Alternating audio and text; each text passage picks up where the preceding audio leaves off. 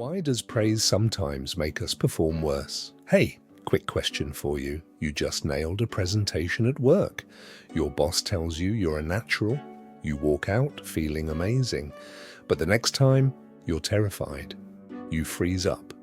Why would success make you less confident? Stick around because the answer is hiding in how your brain interprets praise. So, here's the thing. Not all praise is created equal, and this discovery came from a psychologist named Carol Dweck back in the 1990s. She did this genius experiment with kids. She gave them a puzzle, everyone solved it. Then she split them into two groups. The first group, she told them, "You're so smart." The second group, she told them, "You really worked hard at that." Then she gave them harder puzzles. Same kids, different feedback. Guess what happened? The kids praised for being smart started avoiding the harder puzzles. They made more excuses. The kids praised for effort. They went after the challenge. They got excited about the difficulty. Why? Because when you're told you're naturally talented, your brain gets scared. It thinks success proves you're smart and failure proves you're not. So it protects your ego by playing it safe. You start avoiding anything that might expose you. That's what Dweck called a fixed mindset.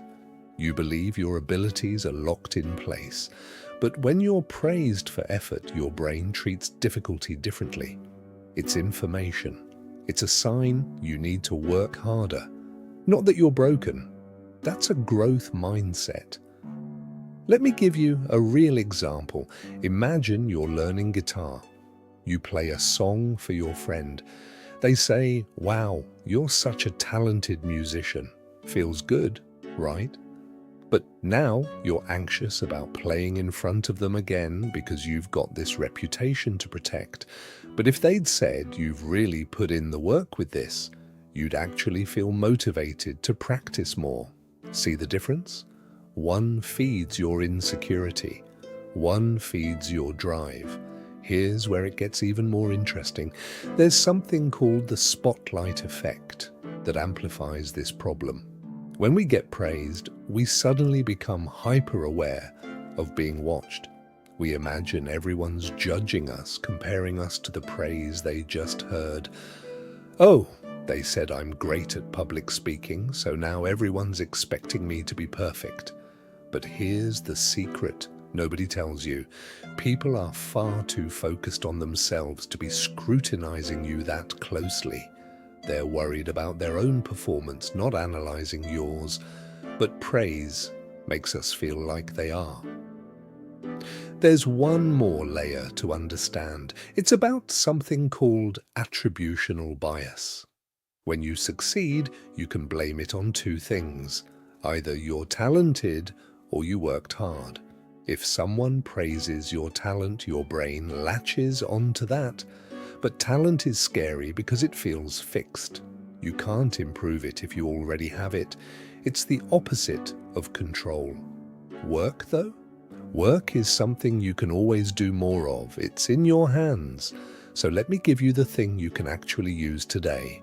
Pay attention to how you praise people in your life, your kids, your partner, your colleagues.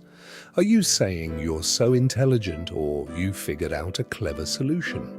Are you saying you're a natural athlete or that training regimen is paying off? See how subtle that shift is? But your brain catches it. The person being praised catches it. And it literally changes how they approach their next challenge. Here's what I want you to do this week. Notice the praise you get. Really listen to it. Then ask yourself, is this telling me I have a fixed talent, or is it telling me I'm capable of growth? And start redirecting your own praise toward effort, strategy, and learning. Because the truth is, you're not afraid of challenges. You're afraid of being exposed. But when you're praised for trying, not for being, there's nothing to fear. You're just someone who shows up and gives it their best. And that's the kind of person who actually gets better.